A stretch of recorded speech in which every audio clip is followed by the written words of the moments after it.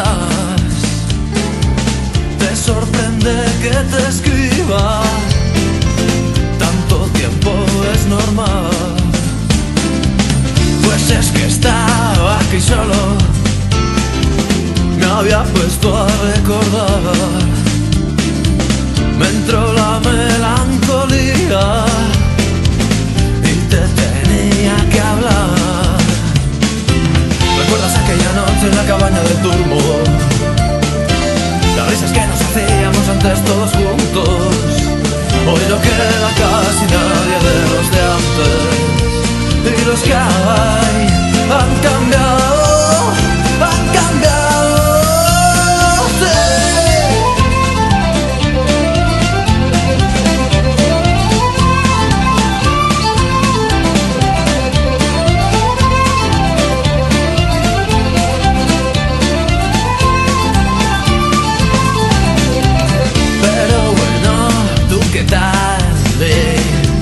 Lo mismo hasta tienes críos.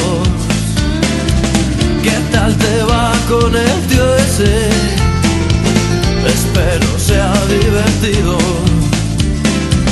Yo la verdad, como siempre, sigo currando en lo mismo.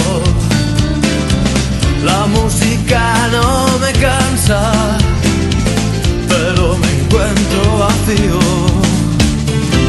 ¿Recuerdas aquella noche en la cabaña del turbo? Las risas que nos hacíamos antes todos juntos.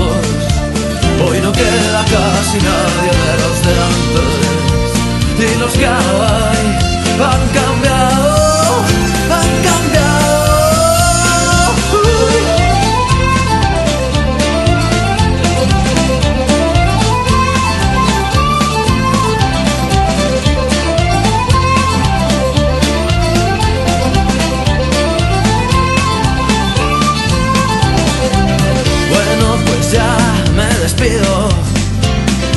Si te mola me contestas. Espero que mis palabras desordenen tu conciencia.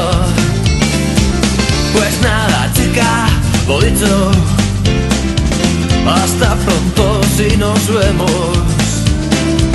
Yo sigo con mis canciones y tú sigue con tus sueños.